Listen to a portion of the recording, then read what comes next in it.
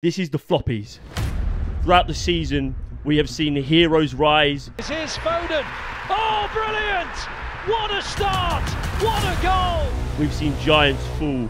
It's a night to forget for Manchester United. Crystal Palace are running away with this now. And today, we are calling out those who have flopped this season. Not just the footballers, not just the managers, not just the clubs, but the content creators as well.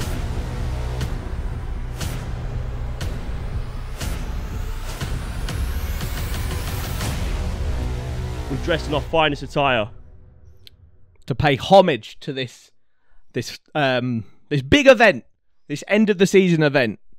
Go back to episode something around the 50 mark for Floppies number 1. We're at episode 100. As you can see, the set has had a renovation. We have renovated the set somewhat. As you can tell, we now have the chair, the sofa. We got rid of the old lady chairs. We're comfy now. We feel comfy. To get more comfortable with our opinions. But yes, today is the greatest single episode that might ever drop on the history of YouTube. So get tucked in, get a little drink, get a beveragino, because it's going to go off. Take everything with a pinch of salt. We love everyone. But yeah, let's kick off the Floppies with the first award. We've got the worst team of the 23-24 Premier League season. It's been a long season, and there have been some absolute stinky teams. Roz, can you please name the nominees? So the nominees are, and we got these nominees from the fans of the podcast. We've whittled them down to the 4 with the most votes, and then we, as head honchos here at the BoreDraw The podcast, adjudicators, will be deciding who will win the award. So, one of the nominees is Chelsea Football Club. Stinky Chelsea, who finished in 6th place. We've also got Sheffield United, 20th place. Manchester United recently won an FA Cup. Should they be on this list? I don't know. 8th place they finished. And Brentford, 16th place. Give me your thoughts. I think, had Chelsea not had such a strong end to the season securing European football, I believe that they would have been the front runners for this list after spending an absolute bombshell in the transfer windows. Manchester United as well may have escaped justice by winning the FA Cup in quite convincing fashion against what are the best team in the world. Then we have Sheffield United, who have absolutely stunk it up. Their place in the Premier League should have been taken away from them immediately upon promotion, because they did not deserve promotion and they did not deserve to grace the promised lands. Paul Heckingbottom, who we may allude to later, absolutely stunk it up. Chris Wilder came in, steadied the ship a little bit, but they conceded over 100 goals. 104 blood clot goals. That's ridiculous. How can you be a professional football team shipping 100 goals in a season? That's disgusting. Absolutely vile. Makes me feel sick. Could never be my club. And then we have Brentford. 16th place, 19 losses this season. When we did our little sort of the run-in for the relegation threatened teams, we had Brentford in and around it. They could have easily got drawn into it. They had a couple of results in their last 5, which saw them sort of get safe with a few games to go. But it was a bad season. I know they had a bit of a rough start with Ivan Toney being out for a long period of the season. But yeah, for me, I think there's only one answer. When you concede 104 goals in a Premier League season, you've got to be the worst team, maybe ever, in the Premier League. It's an interesting one, isn't it? Because I'm of the realm of context. I'm a level-headed guy. Am I? I don't know. But was Sheffield United expected anything other than like 20th, 19th, 18th? No, but you give it a go. But did they even give it a go? Whereas Chelsea and Man United, maybe not so much Chelsea because it was an unknown quantity going into the new season, but Manchester United to finish 8th. I saw a lot of people touting them for a title race. Is the FA Cup, which I don't know if we've taken into account, probably should. It's part of the season, isn't it? Is it papering over cracks of what was an absolutely atrocious season? I just think 104 goals is ridiculous. For me, I think Chelsea is safe. I think they showed it enough. It's embarrassing still, but they showed it enough. And I think Brentford will let them away with this one. Yeah. So it's between Manchester United and Sheffield United for me. And I just can't look past 104 goals. I just can't look past the fact that they signed a couple of decent players. They lost their best player from the Championship. And it just never looked like they were doing anything but battling relegation. Every other team in that relegation battle looked like they had something to give. But the Sheffield United team never did. Sheffield United, congratulations. You have won the first award on this year's 2023-24 season, Floppies. Congratulations. Right, following up from the worst team, we've got the worst manager of the season. You mentioned Paul Heckingbottom. He is one of the 4 nominees. We've also got Erik Ten Hag. We've got Vincent Kompany. And we've got Thomas Frank. So Paul Heckingbottom obviously got sacked around Christmas time. His record, 14 matches, 1 win. Should never have been in the Premier League. Never a Premier League manager. He only got promoted out of the Championship because they had one of the best teams in the league. Erik Ten Hag. He's guided Manchester United to their lowest ever Premier League finish and given them their most losses ever in a season. Just conceding that many shots on target across the course of a season is ridiculous. I think he's in for a... It's not like he's just come in. He's been there a couple of seasons now. But the FA Cup, it's a trophy. It is. It's one more trophy than your boys got. Jeez! We'll talk about that. Vincent Kompany, 5 wins all season and has somehow failed upwards to a potential move to Bayern Munich. The most ridiculous managerial move perhaps we have ever seen. How someone could spend, I think it was nearly 100 million on the Burnley squad. And had very, he was very set in his ways, didn't want to adapt, which...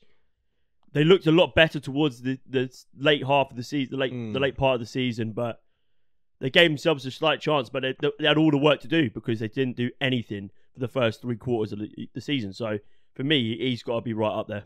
Indeed. And then Thomas Frank, as we mentioned, 19 losses for Brentford this season.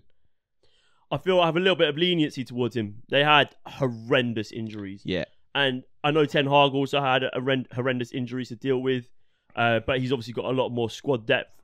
So for me, Thomas Frank, I'll give him the benefit of the doubt here. But let me be frank with you. The viewers. Vincent Kompany. A man who is on his way to Munich to manage the biggest team in German football. A giant of European football. I actually don't know how on God's green earth he's got that move. It is ridiculous. It is shambolic. They're clearly going for the strategy of let's get someone who's played under good managers and try and recapture what Xabi Alonso has done at Leverkusen. But the difference is here. Xabi Alonso's all about it. He's a maestro in the mind. I don't think Kompany's got that. And that went to proof this season. 5 wins all season. That is mad. Disgusting. Disgusting. And that Burnley squad was, if not just as good, if not better than a lot of the other teams in and around that area. All right, here's my vote. You're not going to like it because, as you mentioned, they got 1 more trophy than my boys. But my vote is going to Erik Ten Hag. You cannot guide Manchester United to their lowest ever finish. You cannot give them their most losses ever in a season. And I think I saw a stat that they showed before the FA Cup final. In Europe's top 5 leagues, Manchester United are second bottom for shots faced. In Europe's top 5 leagues. So you got some proper donkey teams in there. And Man United are second bottom, only below them is Sheffield United. In Europe's top 5 leagues. Big Manchester United. They've spent a lot of money. He's made bold decisions. And he's had time. He's had time. And for me, I will agree. Erik Ten Hag. You are the floppiest manager of the season. Congratulations. Right. Moving on. Back to the play. Oh, have we done players? Back to the players. We're going for worst signing of the 23-24 Premier League season. There's been some absolute honkers from the beginning of the window in August through to January. There has been. So, the 4 nominees are Mason Mount, who had a £60 million move from Chelsea to Manchester United. He's played 512 minutes this season and scored 1 goal. Yeah. We've also got Dominik Szoboszlai, whose £60 million move to Liverpool was touted as one of the best moves of the summer. Do you want to hear his stats for this season? Give me his stats. 3 goals, 2 assists. That is so bad. We've got Calvin Phillips, who had a loan move from Manchester City to West Ham. Played 8 games, 1 red card, 3 errors leading to goals. So bad. And played himself out of a spot in the England squad. Yeah, he was still in the England squad before he got that move. So bad. Gareth Southgate was the one in his ear saying he was touted to a move to Juve. Do you remember? Yeah. Loan move to Juve, and Gareth said stay in the Premier League. And he did, and he may be ruining that, as he will not be going to Germany. And last but not least, Sandro Tonali, £55 million move from AC Milan to Newcastle. He played 8 games and then got banned for the rest of the season. Yeah. Where do you want to start, Luke? So I think Szoboszlai is out of this. Ooh. Whilst he didn't have I disagree. Whilst he didn't have the greatest debut season, I still think if you given the eye test, there was something there. He's a good player. He's a good player, but that doesn't mean this is a good move. He is head and shoulders above every player on that list this season. He's actually played football. He's won a Carabao Cup. You know, he competed for the Premier League title for the most part of the season. And for me, I don't think he deserves to be anywhere near the players on this list at all. I think he's closer to having a team of the season contention than he is to floppy of the season. Totally disagree. Let us know in the comments down below. Dominik Szoboszlai, good first season, bad first season. Let us know. I think 3 goals, 2 assists for Liverpool's marquee signing. That's not good enough. I know centre-backs with better stats than that. Sometimes it just happens for you. Sometimes it don't. That's... What? Mason Mount, £60 million. Joint most expensive move on this list. So only play 512 minutes. It's not good enough. We say this quite a lot on the podcast. You're only as good as your injury record allows. How many games did he get in for Chelsea before this move, roughly? Like a lot. Yeah. And I mean, he's gone to Man United. Something's clearly not worked. He's had a recurrent injury. But even when he's played, he's just doesn't look... He looks like a shadow of his former self. He was a player who we used to quite like. You know, he offered a little bit, something a little bit different to players in his position. But yeah, I don't know. It's been a really, really poor season for him. Maybe it will be his turn to have resurgence next season, but... Sandro Tonali, how do we approach that situation? I like Tonali. I think when he played at the start of the season, he looked good. Yeah, I think, he was obviously Newcastle's sort of like standout signing with 80 million or something like that. 55. So he was their sort of standout signing. I think he's an absolute top-class player. I think he does a little bit of everything. He's good on the ball, but he's even better off it. He's a destroyer. You know, he gives a bit of cover, a bit of shielding to that Newcastle defence, which was so strong the previous season. And it is unfortunate what's happened to him. And we always want players to be playing football and not just betting on it. But he seems to have cooperated with the FA. There's more that can be said for some players. But yeah, should he be on the list? I don't think you can... that's like, you know, I don't know. I know he's done it himself, but... Yeah, to be fair, we're being pretty lenient for a guy that has just, gambled on games. I need to know what he was betting on. Calvin Phillips. For me, he is the head honcho of the floppiest player. Because I didn't mind him. I didn't like him to begin with because of some disgusting tackles he's made in the Championship versus my boy Ep100. Got red carded for one of them. Terrible. That was a career-ending challenge he could have made. But then we warmed to him. But then we warmed to him because he had some good performance for England. And he made a big decision in his move to Man City. And it's just never played out. It's never worked out. Even when he's played for them, he looked like he was playing a different game. He looked so off the pace. He looked like he couldn't keep up with what Pep was asking of him. And he's gone to work under Moyes at West Ham. And all his cameo appearances I can remember he's had howlers. I don't remember him having one decent game for West Ham. Oh, 100%. And I think the knife in the... I don't know. The problem is that he was in this England team whilst not playing any games. He's played more football and played himself out of the England team. You can't You can't avoid how bad that is. No, exactly. And he was one of Gareth Southgate's favourites, you know. I mean, the pivot of him and Rice was something that Gareth used to lean on a lot. And he's, like you say, played his way out of the England Euro 2024 squad, which takes some doing. It does. And I think we don't for have that a lot reason, of players in his position. And for that reason, I agree. and for that reason, and that reason alone, Calvin Phillips, you are the worst signing of the 23-24 Premier League season. Rightio. On to a topic that we hate to love and love to hate. VAR. So I've got 4 nominees here for the worst VAR decision of the season. Yes, VAR, controversial as ever. It's had another outstanding season being floppy. It has indeed. It's been so floppy, in fact. Is this the worst season of VAR ever? 100%. It's been so floppy, in fact, that now I think it's 16 out of the 20 Premier League teams have voted to get rid of it. Yeah, I don't think they should get rid of it, though. No, it's the Donuts in charge, but how do you get rid of those as well? Right, so first nominee. Earlier in the season, Tottenham played Liverpool. The game finished 2-1. But that One of the doesn't even most tell the iconic story. games of the season. Yeah, it was a good game.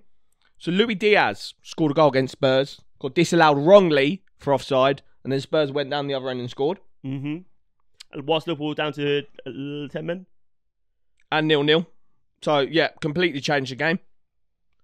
One manager that's been on VAR's clock the whole season is Gary O'Neill. He thinks his Wolves side's been on the wrong end of a number of decisions. I would agree. So, in a 2-2 draw against Newcastle, Hwang Hee-chan went to clear the ball, caught a lot of Fabian Schär, got given as a penalty. I don't know. It was a dodgy one. VAR came out and said it was a wrong decision. I think that always makes it worse when they come out and say, yeah, we made the wrong decision. It's like... But if they don't do that, then it just looks like they just don't care and they're ignoring it. Yeah, I think just ignore it, because now you're just rattling people. Christmas. This was a Christmas treat for Arsenal. In a 1-1 draw against Liverpool, Martin Odegaard handballed the ball in the penalty area. Nothing was given. Game finished 1-1. And then finally, the most recent and the most kind of led to the most controversy, Everton 2, Nottingham Forest 0.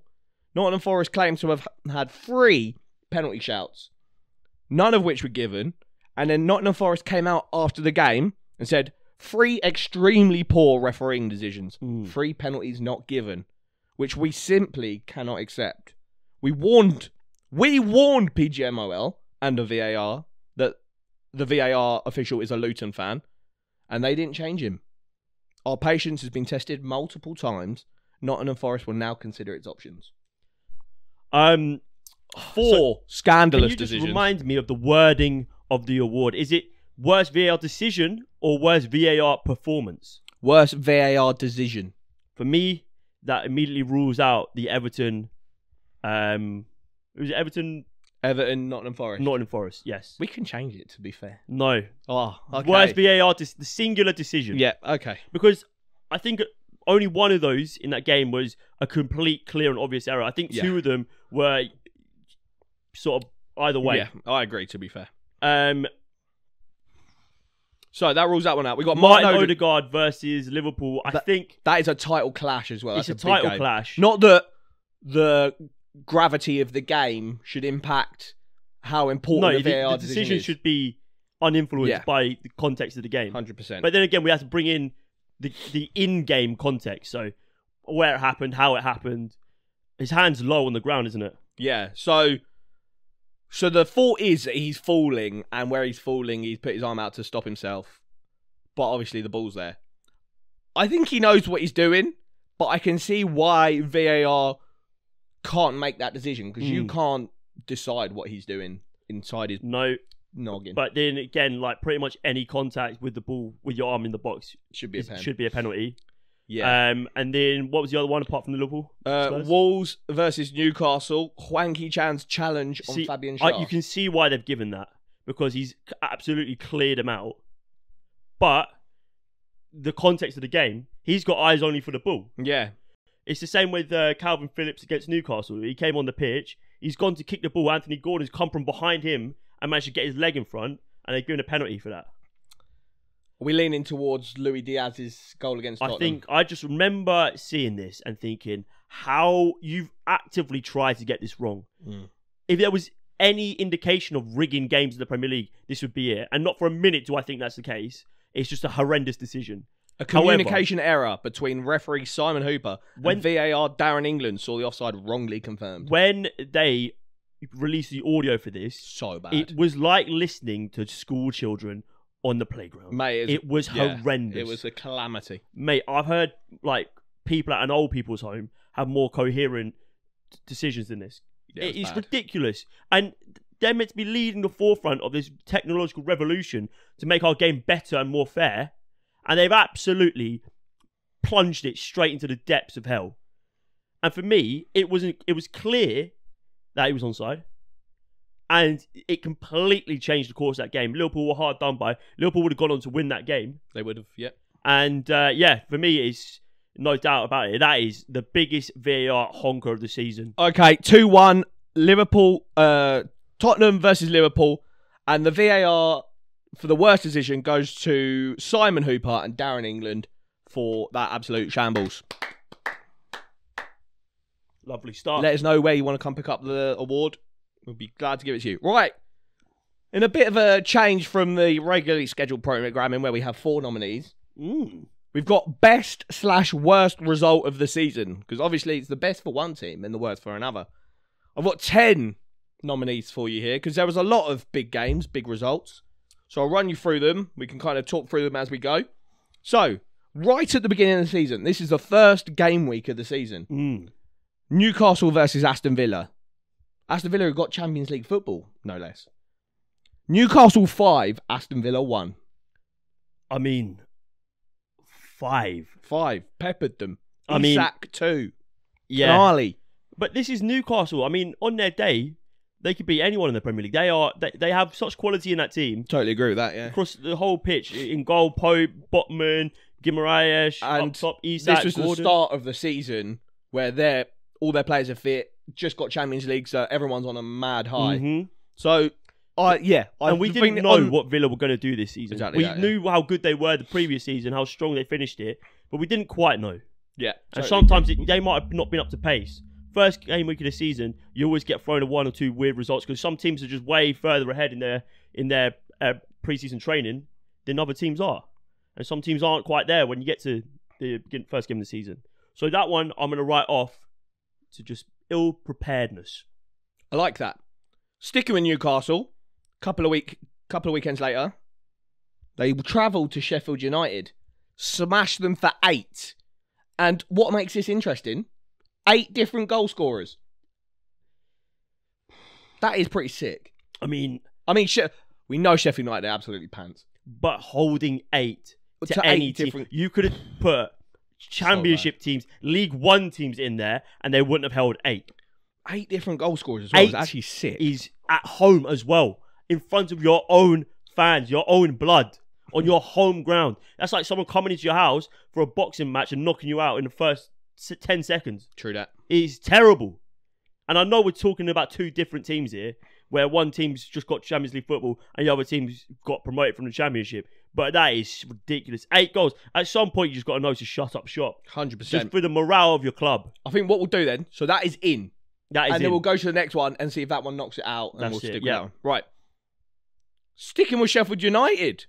This is a relegation battle in December already. Burnley versus Sheffield United. Burnley smashed them for 5. I mean, that is horrendous. In a relegation clash. Burnley were poor as well. But surely Sheffield United are thinking, right, this is the time now. It's December. It's a big we're game. falling well behind the pack. This We've led really to got to pick up some points. Heckingbottom getting sacked. And to hold, not just to lose, but to hold 5 against relegation. The closest relegation rival is it's unacceptable. Unacceptable. It's a different level it's like a similar level to the 8-0 because. But even in the Championship, Burnley don't have the quality to. The previous season, they wouldn't have held 5 to Burnley. So what happened? What went so wrong? Yeah, you're saying that's worse than the 8-0? I think so. I agree. I think because it's a relegation clash, that plays into the fact that they conceded 104 goals this season. I mean, they've conceded 13 in those 2 games. They can't keep getting peppered like that. And it's not like they've got on the score sheet either. And there was more Sheffield United pepperings that I didn't include in this. No, I know. They haven't even got on the score sheet. So bad. If you lose 8-4 or something, that's different because you're going for it. But you couldn't even get near it, and that's fun for us to talk about because that's a good game.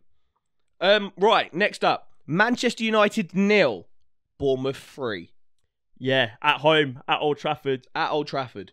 But Bournemouth are good. And Bournemouth Man United are good. Were very clear and obvious from beginning of the season. They were stinky. Yeah. We didn't know just quite how stinky, but they were stinky. But yeah, this is for me less embarrassing. Although even is it though? That Big is Man United. Big Man United. So the Red Devils. Bournemouth done the Cherries. double over them this season. And 3-0 at home at Old Trafford against Bournemouth. That isn't good.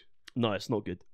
Better or worse than the relegation spanking? I don't think it's worse than Burnley 5.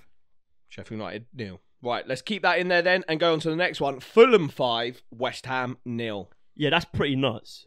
That is nuts. But Fulham were really good this season. Fulham have had good games and bad games. Yeah, yeah, and West Ham were also the same. Yeah, yeah. Really good performances, absolutely honking performances. And this might have just been the case of one of them turned up, one of them didn't. I don't think it's as bad as losing 5-0 to your relegation rival. I agree. Let's keep that in there. Burnley 5, Sheffield United 0 is still the leading shit result. This next one. Luton, newly promoted Little Luton that everyone predicted to be the worst team to ever play in the Premier League. They came to Brighton, who were touted this season as getting European football. They had one of the most exciting managers in the world. Luton 4, Brighton 0. An Adebayo hat-trick. Yes, Adebayo. Yes, Adebayo. The hat-trick was immense. It was nice, yeah. Brighton, they're a weird one this season. We spoke about that. Check out our last video where we reviewed the season. Brighton finished bottom half of the table. Yeah. De Zerbi's leaving. It's weird, especially after they had a big summer. We spoke about this. Obviously, they brought in some big names. João Pedro. He had a fairly alright season. Scored a lot of penalties, I think. And Evan Ferguson just sort of disappeared off the face of the earth. I don't know where he is. But yeah, the thing with Brighton is that they are so gung-ho that either they go and they absolutely trounce teams because they just play out from the back. Their centre-backs have like the most ridiculous amount of touches on the ball ever. And Rob Edwards, let's give him his plaudits. He's a good manager. Yeah, 100%. And he absolutely set up to stifle them. And yeah, I think it worked. They hit him on the counter. They've done exactly what Brighton did. I can't remember who it was against before. Maybe Villa, a previous season. Or was it? I can't remember now. It was either Brighton or Everton versus someone else. Everton against... Was it against Brighton? Maybe. Was it the previous season? And they won like 4-0. Yeah. And I think he's done exactly what they've done before. Yeah. And yeah, it was. I think it's just a good performance from Luton. Yeah. It is embarrassing for Brighton, though. That is embarrassing for Brighton. It is embarrassing, and the nominee is for the award is for the most embarrassing result of the season. The floppiest best/worst result of the season. So, it's difficult because, I mean, holding 8 to Newcastle is bad, but holding 5 to Burnley is bad. It's bad. But holding 4 to Luton, is that worse? I think it is. It might. In the context of things, like Sheffield United were really bad. Brighton should have gone. Sheffield United could have gone to Burnley and lost 2-0. Yeah. That's like they're on similar playing fields. Whereas like Luton and Brighton are not on similar playing fields. No, Brighton should have walked all over Luton. Yeah. I mean, they've got on loan like a kid with £1 billion release clause in his contract. You know, they've got like ex-Borussia Dortmund midfielders. You know, they've got Danny Welbeck. They got, multiple title Mitoma. winner. They got Estupinian. James Milner, Adam Lallana title winners, yeah. There's too many players in that Brighton team for them to be conceding 4 goals to Luton. So yeah, for me, that is the new head nominee. I love it. Right, up next, West Ham 0, Arsenal 6. So this was in Arsenal started a high-flying February. At the London Stadium. At the London Stadium. I'll give you some context. So earlier in the season, we lost to West Ham, and then they also knocked us out of the Carabao Cup. So we had 2 pretty poor trips to West Ham. And so I was a little bit nervous about this game. to pump them 6-0. Declan Rice to score twice. No. Wasn't it like 3-0 or 4-0 at 20 minutes? No. Oh, 'cause I remember the streams of West Ham fans leaving the stadium. Yeah, so yeah, it was before half-time, 4-0. Okay, that was it. But yeah, just absolute domination from Arsenal. And like I said, they started February absolutely on fire. Battered Sheffield United, battered West Ham, battered Newcastle. I mean, this comes in where Arsenal probably in the richest vein of form in their season. I mean, they scored, 18 goals that month? Indeed. Check out the quiz. But at the London Stadium... That is embarrassing. However, we must not forget just how good Arsenal were this season. They put some performances in against good teams. They embarrassed a lot of clubs. A lot of clubs couldn't get a sniff near their goal the entire game. Love it. Is it as embarrassing as losing 4-0 to Luton? I don't think so. Yeah, I feel like I probably agree. I don't think so. But Arsenal were just so good. Arsenal were just so good. All right, on to the next one. Aston Villa versus Spurs. Both teams battling it out for Champions League football. Aston Villa at home lost 4-0 to Spurs in a battle for Champions League football. That's so bad. I think this is bad. Both teams we're talking about different playing fields. These two teams exactly the same playing field. Yeah, these two teams, same ambitions, same sort of pedigree of player. Yep. This got to be with Spurs, they were off their streak at this point. Surely. Off their fantastic start. Oh yeah, this is in March. Yeah, so this is like Villa would have definitely, but Villa had a bit of a wobble. Yeah, but 4-0 holding 4 at home against Champions League battling Spurs. It's not as embarrassing as holding 4 to Luton. Is it not? No, it's not.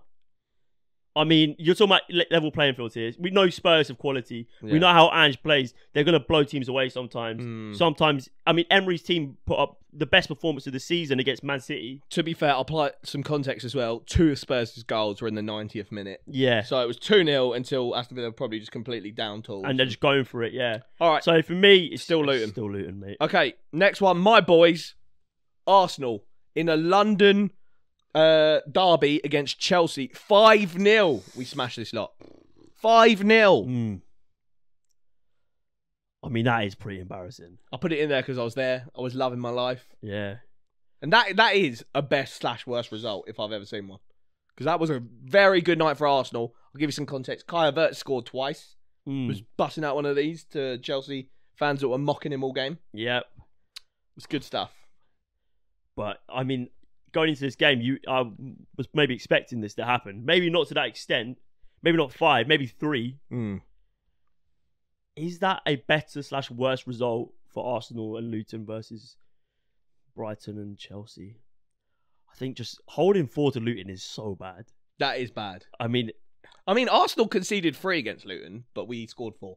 Yeah. But holding 4 and not scoring against Luton... Yeah.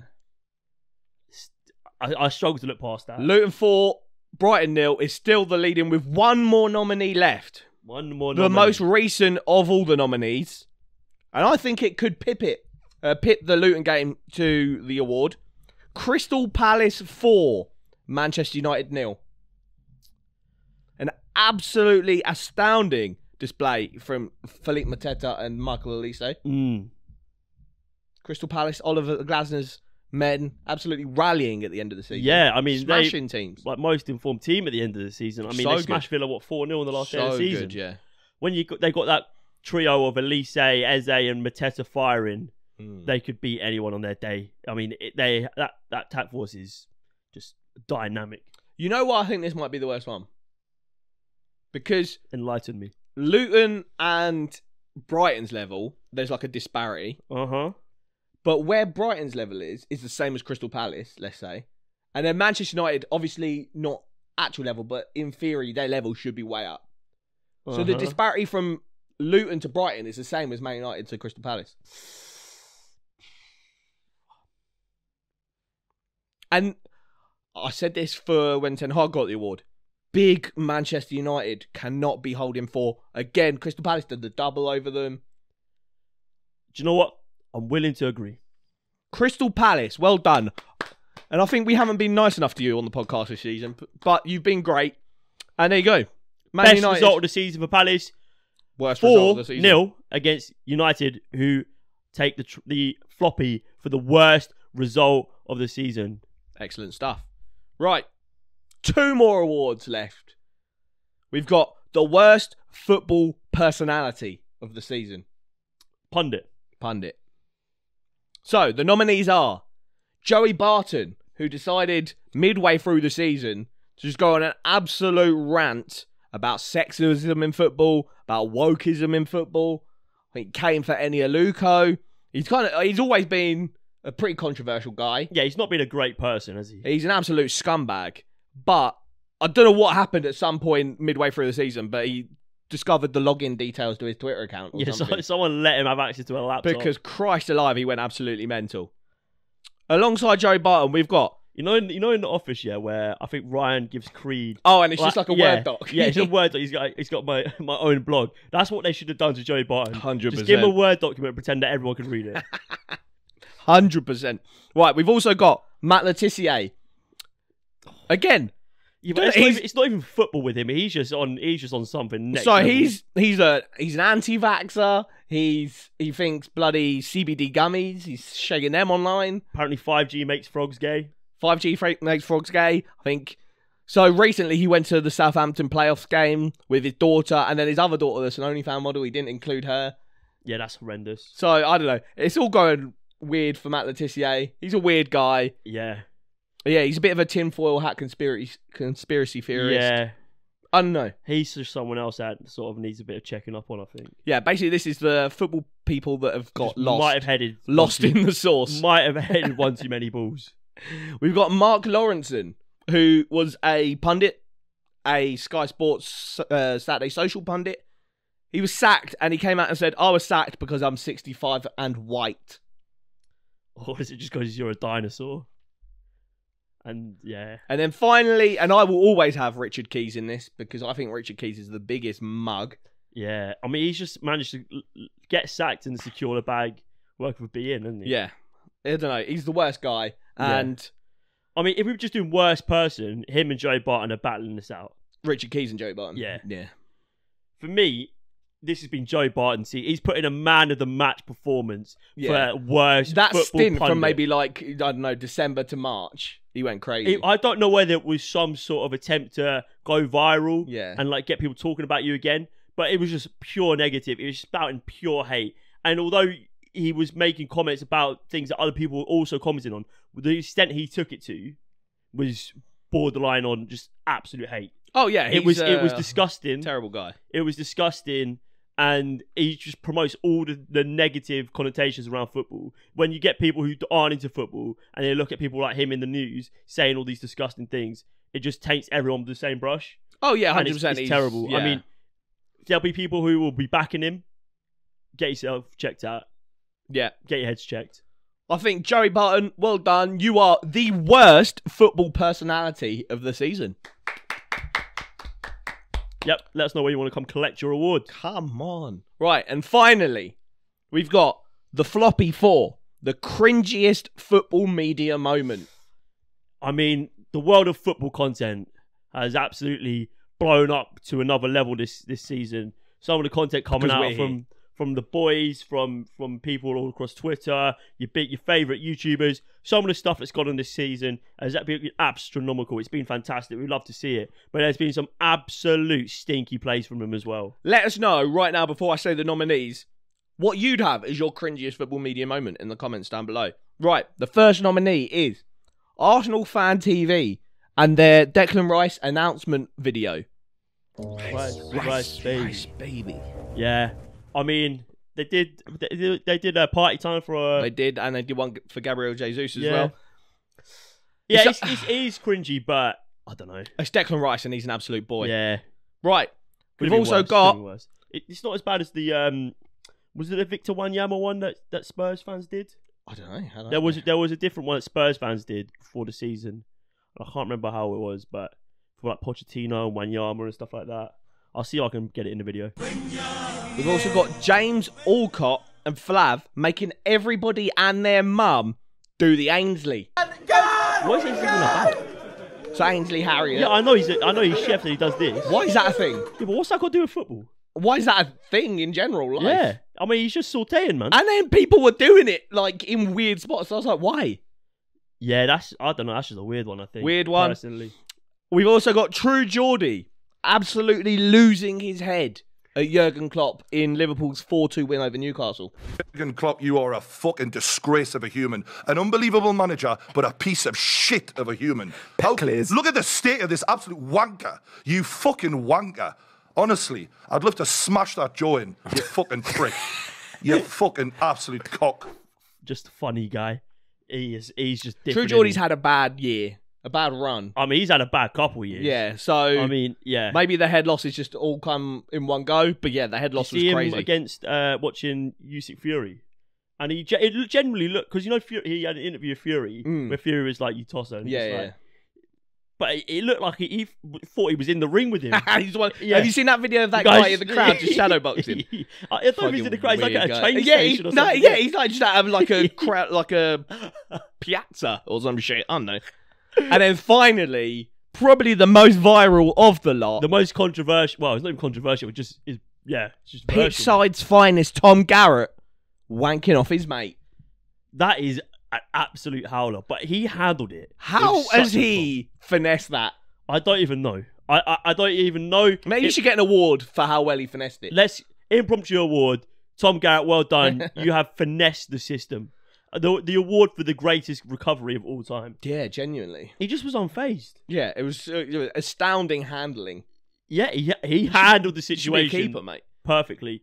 But yeah, Who do you reckon wins the award for the cringiest football media moment? it's got to be True Geordie, mate.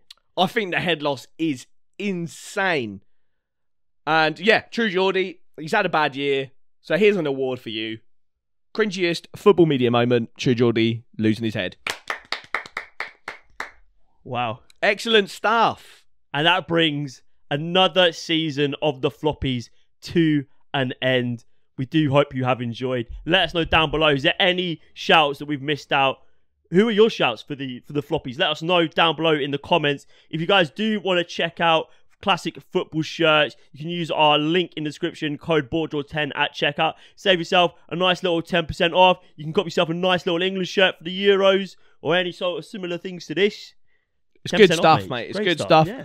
We've got lots of content coming out in the next couple of months, obviously with the Euros. And with the new setup, it's going to be bloody cushy, mate. So stay tuned. Keep your eyes peeled. Tell Make your sure nan. you are liking, commenting, and you are subscribed because, like you said, there's going to be so much content coming out. You don't want to miss a single minute of it. So bloody enjoy. Yeah, it's been BoreDraw episode 100. The Floppies are here, and it's live.